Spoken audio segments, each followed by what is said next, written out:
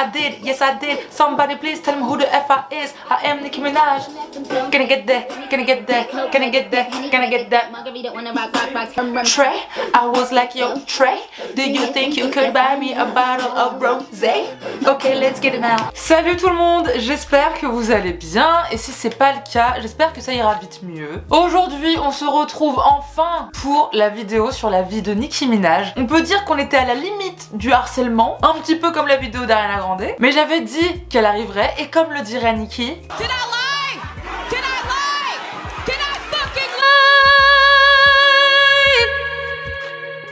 I did not. Et j'avais surtout envie de vous la sortir pour Noël. Voilà, comme ça c'est mon cadeau. Toi, ton cadeau, ça peut être de t'abonner, de liker, de partager, de commenter cette vidéo. Déjà tu la regardes, donc franchement c'est plutôt cool. Merci, ça me fait grave plaisir. Mais en vrai, je comprends pourquoi il y a eu autant de demandes pour Nicki, parce que c'est l'une des artistes les plus populaires de cette dernière décennie. Elle a inspiré toute une génération et on peut dire qu'elle a réussi à obtenir le titre de Queen du rap. Alors d'où vient-elle? Comment en est-elle arrivée là? C'est parti pour la vie de Nicki Minaj.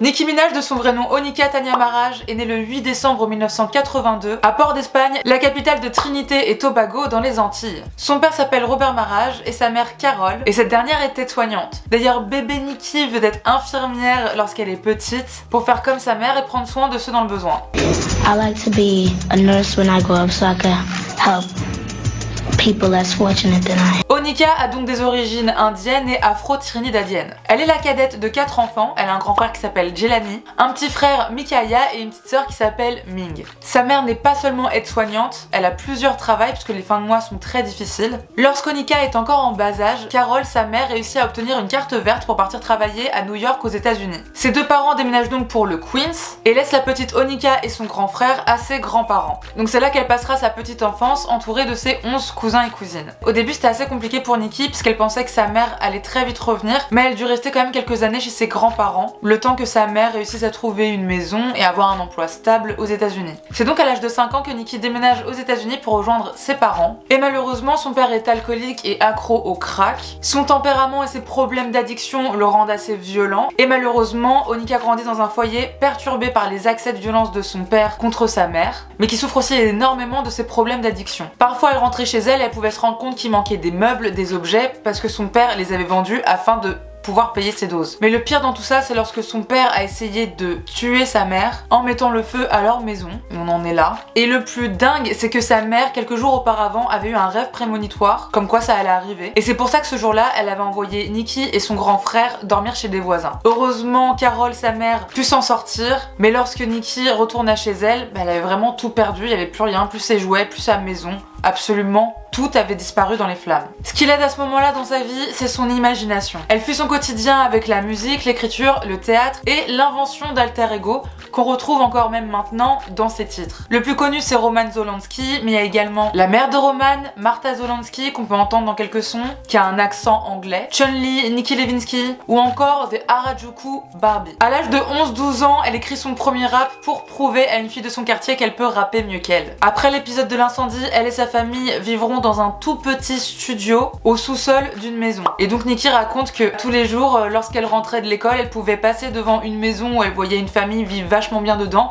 et elle, elle devait aller au sous-sol. Donc Nicki connaît pas une enfance facile, et ses épreuves de vie lui font énormément admirer sa mère, qui elle travaille plusieurs tafs, alors que son père de l'autre côté est violent, alcoolique, accro au crack, et en gros leur mène une vie pas possible. Donc très jeune, Onika se dit qu'elle veut compter sur absolument aucun homme, qu'elle puisse s'en sortir seule, notamment pour aider sa mère, qu'elle trouve souvent pas assez forte, et toute cette histoire avec ses parents la rend très en colère. Mais heureusement, Onika peut compter sur sa passion, et aussi son besoin de se faire remarquer. Partout où elle va, elle est toujours en train de chanter, de jouer la comédie, un peu dans le délire je suis là, regarde-moi, Pendant son adolescence, elle chante dans une chorale et décide de passer des auditions pour entrer au lycée LaGuardia, qui a inspiré le film Fame, et qui est donc un lycée d'art dramatique. Malheureusement pour elle, elle a un problème de voix le jour où elle est censée passer les auditions de chant, ce qui fait qu'elle les foire totalement, mais heureusement, elle réussit celle de théâtre.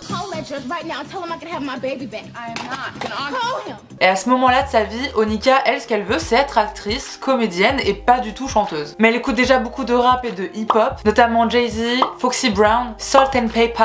Et pour ce qui est des influences en dehors du rap, là elle citera Cyndi Lauper et Madonna. Elle va donc étudier pendant 4 ans la comédie, les arts dramatiques. C'est notamment vers ce moment-là de sa vie, donc vers la fin du lycée, que Nicki tombe enceinte. Sauf que c'est pas du tout dans ses plans, c'est pas du tout ce qu'elle veut. Elle veut se concentrer sur elle, sur sa carrière, et même si elle veut des enfants, ce n'est clairement pas pour tout de suite. Elle décida donc d'avorter, elle raconte que ça la hantera toute sa vie, même si elle a pris la bonne décision. Lorsqu'elle termine le lycée, elle a toujours ce rêve de devenir une grande actrice. Elle jouera dans une petite pièce de théâtre à New York, et puis après, plus rien. Genre vraiment, sa carrière d'actrice, elle décolle zéro, ça marche pas du tout. Forcément, ça l'attriste beaucoup, surtout qu'au fond d'elle, elle sait ce qu'elle vaut, et ça la rend dingue de voir que personne se rend compte qu'ils ont une superstar devant eux, quoi. Comme sa carrière d'actrice ne décolle pas, mais qu'il faut bien gagner de l'argent, elle devient donc serveuse à 19 ans au Red Lobster dans le Bronx. Sa carrière d'actrice restera au point mort, mais elle racontera que c'est également parce qu'elle était pas assez assidue et qu'elle n'arrivait pas à gérer toutes les auditions auxquelles elle devait se rendre. Elle remet ses choix de carrière en question, se dit qu'elle pourrait finalement chanter, surtout qu'à cette période, elle rencontre Safaree Samuels,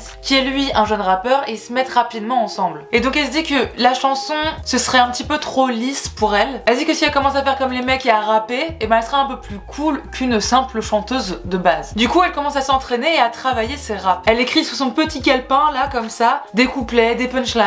Elle écrit tout le temps et trouve l'inspiration d'un rien, que ce soit ce que portent les clients ou ce qu'ils racontent. Elle sera notamment virée parce qu'elle parle trop mal aux clients.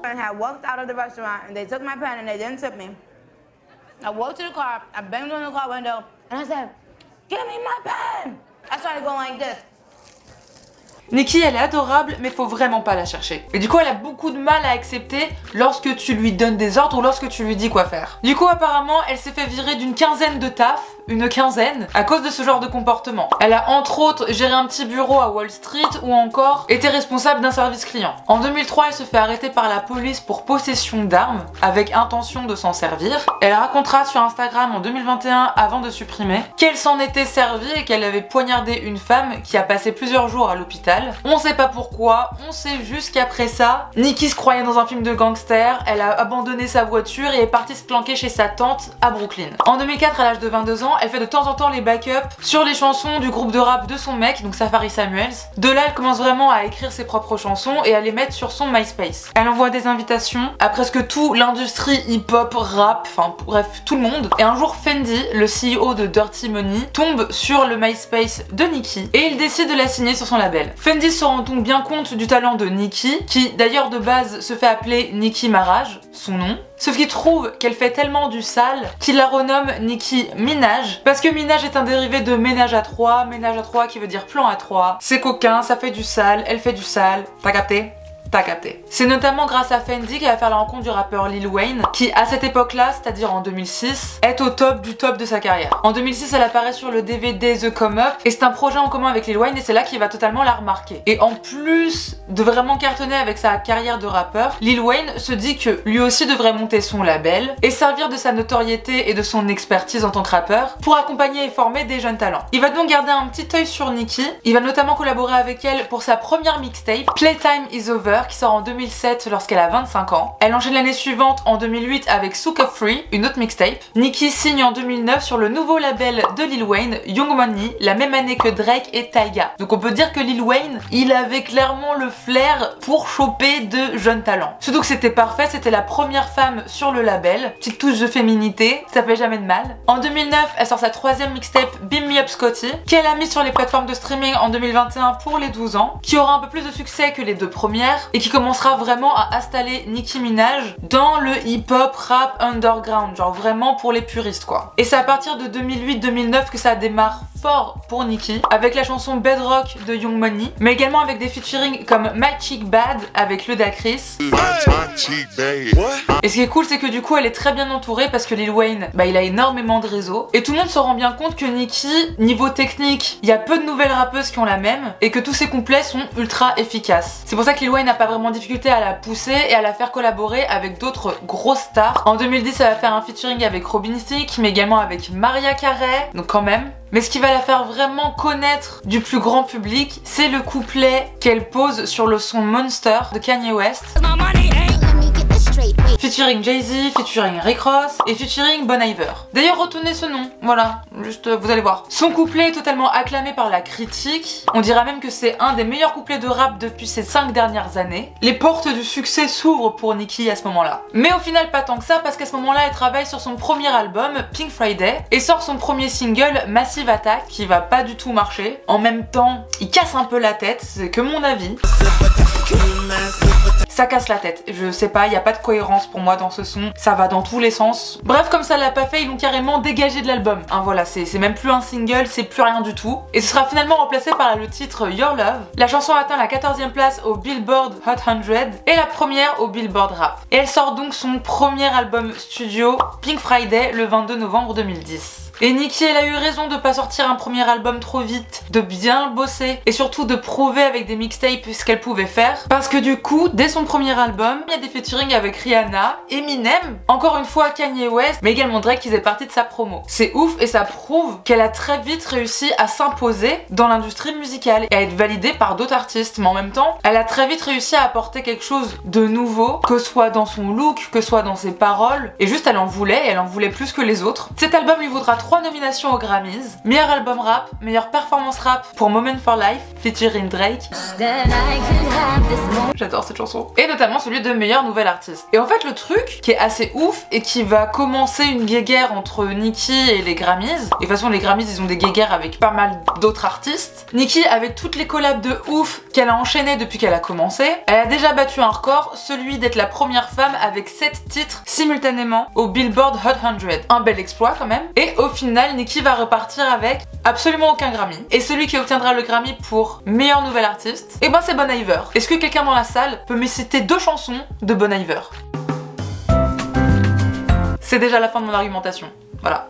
Je pense que ça suffit. Est-ce que ce serait parce que c'est un homme? Est-ce que ce serait parce qu'il est blanc? Allez savoir. Et même à l'heure d'aujourd'hui, donc presque en 2022, Nicki Minaj n'a jamais eu de Grammy. Je pense qu'on peut dire qu'il y a un problème. Oui.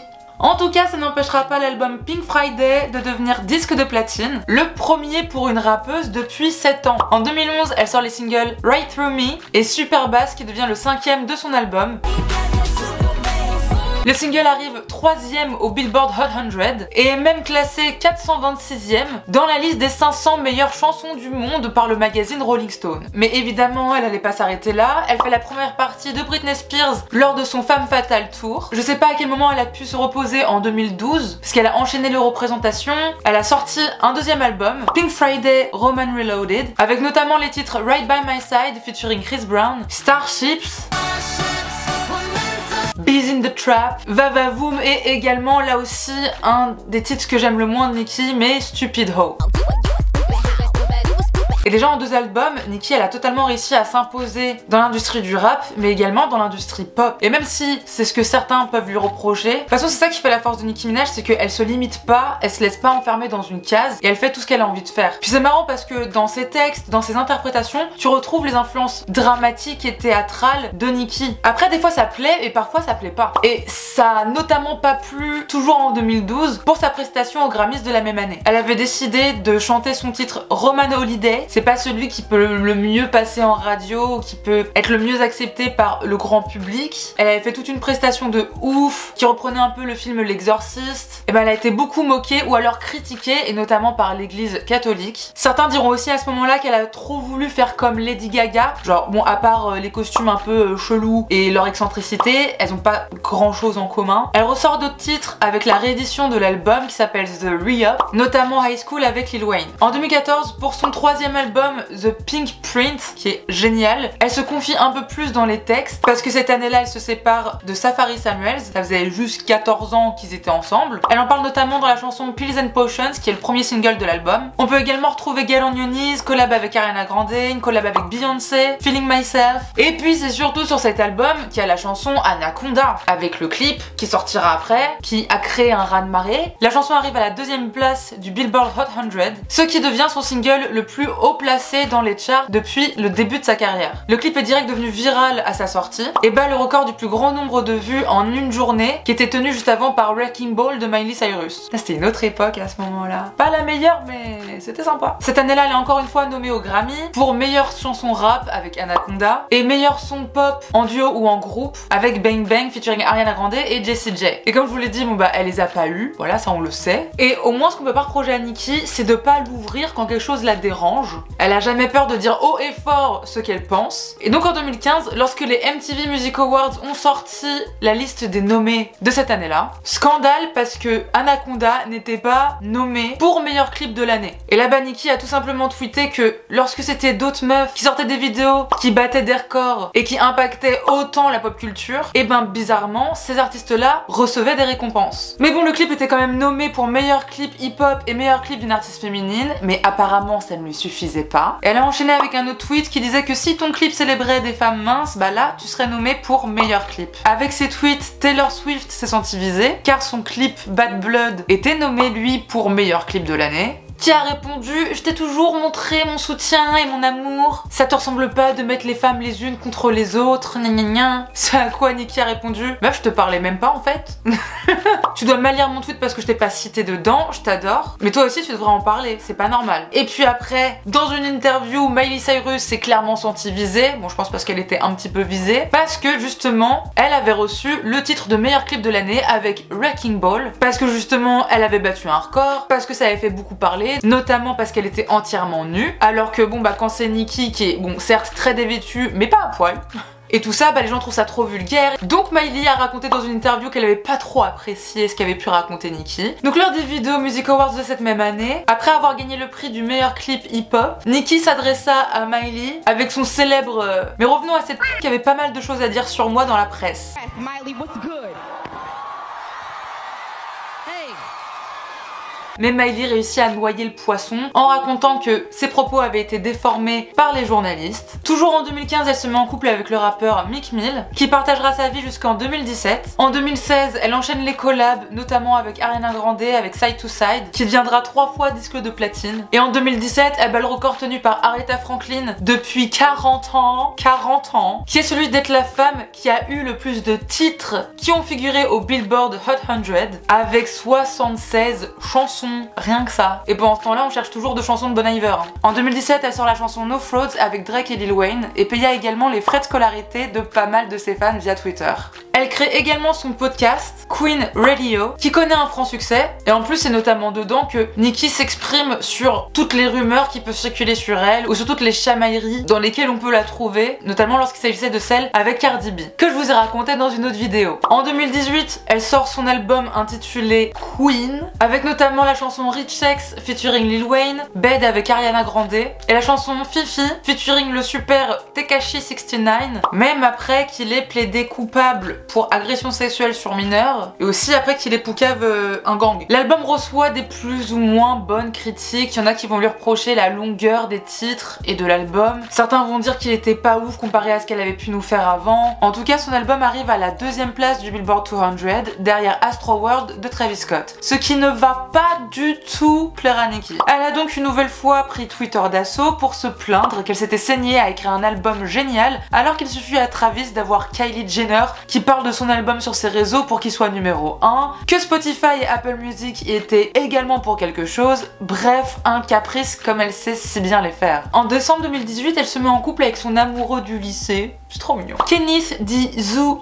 Petty, et ils se marient en octobre 2019. D'ailleurs, Kenneth est enregistré dans le fichier des délinquants sexuels dans l'état de New York. Ce qui est beaucoup moins mignon d'un coup, car il a été reconnu coupable d'avoir tenté de violer une jeune fille de 16 ans lorsqu'il était lui-même adolescent, en 1995. Et pour ça, il a fait 4 ans de prison. Et sauf que quand il a déménagé en Californie, il a pas fait le changement. Et c'est pas inscrit sur le fichier des délinquants sexuels de Californie. Ce qui lui vaudra de porter un bracelet électronique et de respecter un couvre-feu en attendant son procès pour fin janvier 2022. Il risquerait quand même jusqu'à 10 ans de prison. Après que cette histoire ait été rendue publique, Nicki et son mari auraient proposé à Jennifer Hough, la victime de Kenneth en 1996, 1995 de se rétracter et de retirer ses accusations. Celle-ci aurait refusé et se serait même vue proposer 20 000 $ pour ne pas parler de cette affaire. Elle aurait refusé de nouveau, mais depuis, elle subirait des menaces, des intimidations et du harcèlement de la part de Nicki et Kenneth, mais également de leur entourage et des fans de Nicki. Jennifer a dû déménager 3 fois en 7 mois et démissionner de son travail à cause de la peur. Elle a décidé de poursuivre Nicki et Kenneth en justice pour harcèlement et réclame des dommages et intérêts. J'aurais aimé que ce soit faux, mais j'ai du mal à me dire que cette pauvre Jennifer ment. Perso, je la crois, je trouve que toute cette histoire est si triste. Kenneth, là, je sais pas, je le sens pas, personnellement, je trouve qu'il a pas une super bonne influence, peut-être sur Nicki ou sur certaines prises de décision qu'elle peut avoir. Et ça a pas l'air d'être un super mec, hein, parce qu'en 2006 aussi, il est allé en prison pour homicide involontaire. Mais justement, après s'être mis en couple avec Kenneth, elle annonce subitement sur Twitter en 2019 qu'elle compte prendre sa retraite pour se mettre à fonder une famille et pour prendre le temps d'être avec sa famille. Ce qui, vraiment, comment ne pas comprendre, ça fait genre 10 piges que la meuf elle fait que taffer de ouf, qu'elle voit moins ses proches pour ça, etc. Bah évidemment, c'était pas sa retraite, hein, depuis elle a fait pas mal de featuring. En 2020, elle obtient enfin une première place sur le Billboard Hot 100 avec le remix de Sesso de Doja Cat. Mais en effet, elle s'est concentrée sur sa famille, puisqu'en juillet 2020, elle a annoncé sa grossesse sur Instagram et elle a accouché d'un petit garçon en septembre 2020. On ne connaît toujours pas son prénom et c'est pas plus mal, elle l'appelle Papa Bear. Cette bonne nouvelle a malheureusement assez vite été remplacée par l'annonce du décès du père de Nicki en février 2021. Robert Marrage est décédé à l'âge de 64 ans. Un chauffeur l'a renversé alors qu'il marchait sur le bord de la route et a directement pris la fuite. Heureusement, la personne a été arrêtée et mise en prison. Nicki a raconté qu'elle était dévastée par la nouvelle, parce que même si son père a été abusif envers sa mère, leur a fait vivre des moments vraiment horribles lorsqu'elle était plus jeune, et ben depuis elle avait pardonné, ça restait son père, et ils avaient mis tout ça derrière eux depuis un petit moment déjà. Cette année, elle s'est malheureusement aussi fait remarquer parce qu'elle a fait une série de tweets où elle s'exprimait sur le vaccin du Covid-19. On a bien pu comprendre qu'elle était assez réticente à l'idée de se faire vacciner, notamment parce que il y a l'ami d'un de ses cousins qui s'est fait vacciner à Trinidad, et sauf qu'il y a eu un problème avec ses testicules, ce qui fait que le gars serait devenu stérile, qu'il aurait dû annuler son mariage du coup à cause de ça. En gros, le gars s'est fait larguer parce qu'il est devenu stérile à cause du vaccin contre le Covid-19. Et là, il y a même des gens du gouvernement du Trinidad qui ont dû intervenir, vérifier l'info et nier cette fausse information sur le vaccin. Mais c'est vraiment, on en est là où à ce que des vrais politiciens, à ce que des gens du gouvernement doivent contredire ce qu'elle raconte et la supplier de s'excuser parce que elle a tellement d'influence, enfin c'est un délire. Elle a une relation extrêmement forte avec ses fans, les Barbs, et même si elle a pu être critiquée plein de fois pour sa mauvaise influence sur la pop culture, que ce soit de par son physique, parce que bon, il n'y a pas que Kim K qui a marqué les années 2010 avec son gros fessier, que ce soit pour ses clips ou ses paroles, bah elle en tout cas a toujours encouragé ses fans et son audience à ne pas entrer dans la délinquance, à rester à l'école, à faire des études, ce que d'ailleurs serait un de ses regrets de ne pas avoir de diplôme et de ne pas avoir continué les études après le lycée. Elle a toujours tenu à écrire elle-même ses textes, elle le dit très souvent. What I want the world to know about Nicki Minaj is when you hear Nicki Minaj spit, Nicki Minaj wrote it. Si Nicki est connue pour justement ses paroles, sa technique, ses tournures de phrases, ses jeux de mots, tout ce que tu veux, et bien elle doit surtout ça à son propre travail et à son propre talent. Vraiment, en m'intéressant à sa vie, j'ai pu me rendre compte que Nicki était une femme très intelligente et extrêmement ambitieuse, qui avait très bien compris comment fonctionnait le show business, qui a très bien su se servir de son talent, de son image, pour arriver au sommet de l'industrie hip-hop et qui a également impacté la pop culture. Et puis elle a réussi à faire sa place dans un milieu d'hommes, ce qui veut souvent dire travailler 2 fois plus, ou devoir toujours prouver 2 fois plus que les autres rappeurs. Pour moi, genre c'est she paved the way, comme on dit. Et Nicki c'est vraiment une businesswoman, elle gère sa carrière comme personne. Elle prouve qu'une rappeuse peut vendre des choses et être ultra influente, même pour des produits de luxe ou alors du maquillage ou autre. Ce qu'on pourrait lui reprocher, c'est un peu comme Beyoncé de trop souvent se mettre sur un piédestal, qu'elle mérite certes, mais qui peut lasser à la longue ou la couper de la réalité, surtout lorsque la concurrence se fait rude. Les hommes de sa vie peuvent malheureusement souvent nuire à sa réputation. Son grand frère a récemment été condamné à 25 ans de prison pour viol sur mineur. Au fil des années, elle a pu avoir plusieurs embrouilles avec tout un tas de célébrités, particulièrement avec les autres rappeuses comme Lil Kim ou encore Remy Ma. Mais bon, ça fait aussi parler, même si je pense que ces histoires ont pu, à la longue, lui donner une mauvaise réputation. Nicki reste quand même une femme et une artiste extrêmement talentueuse qui sait se montrer douce et maternelle, notamment avec ses Barbs, loin de ses alter ego qui laissent exprimer des tempéraments explosifs. Je suis pas sa plus grande fan, je suis pas d'accord avec tout ce qu'elle dit ou fait, clairement, mais on doit lui accorder ça. Elle a upgrade guide le hip-hop et ouvert la voie à de nombreux artistes. Donc je pense qu'on peut lui espérer que son mari ne parte pas en prison pour 2022, qu'elle continue tous ses projets, toutes ses collabs. De toute façon, Nicki, c'est une vraie femme d'affaires, elle a construit un empire, et peu importe ce que les haters peuvent raconter, parce qu'elle en a beaucoup quand même si elle a beaucoup de fans, je pense que Nicki, c'est le genre de personnage qui soit tu l'adores, soit tu le détestes. Il y a difficilement un entre-deux. Tu peux jamais dénier le talent de cette meuf. Franchement, à part dire bravo, je vois pas ce qu'on peut dire d'autre. En tout cas, j'espère que la vidéo vous a plu, que vous en avez appris un peu plus sur la vie et la carrière de Nicki Minaj. N'hésitez pas à me dire en commentaire quel autre artiste vous aimeriez que je fasse, que ce soit acteur, chanteur. Allez savoir, je prends tout. On n'a jamais assez d'idées. En tout cas, d'ici la prochaine vidéo, prenez bien soin de vous, prenez bien soin de ceux que vous aimez. Et moi, je vous dis à la prochaine. Salut!